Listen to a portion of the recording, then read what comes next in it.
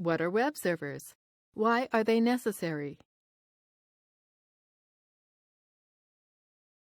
Web servers are computers that have been set up by a hosting company, usually in a facility called a data center, like the one shown here. A web server's sole purpose is to store websites until someone wants to visit them, and then to quickly respond to the visitor's browser with the site's contents. A server should be able to respond to at least several dozen requests at a time, if not hundreds. How many websites a server can comfortably host depends on a wide variety of factors, including server hardware and how popular the sites are. Even the most expensive server hardware isn't going to be very useful without the software to actually get things done. The key software programs of a web server are also themselves called servers or daemons.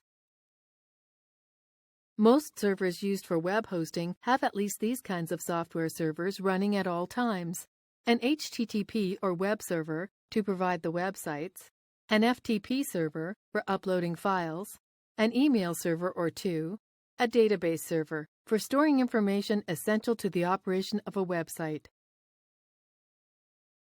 You might be wondering, are web servers even necessary? Why can't I just run my websites from a computer at home? There are several very good reasons. Most ISPs, Internet Service Providers, specifically disallow people from running any type of web-related server on their networks. Doing so can potentially get your Internet account suspended or terminated. But even if that weren't the case, you have to take into account the upload speed of your connection. While broadband connections are getting faster and faster, upload speeds are usually about 10 to 20 times slower than download speeds, as shown here. When running a server on your computer, your upload speed would directly determine the total download speed shared across everyone accessing your sites. Most likely, you'll only be able to offer up a megabit or two, and even if you're just hosting a website with pictures on it, that will quickly be used up by only a few people.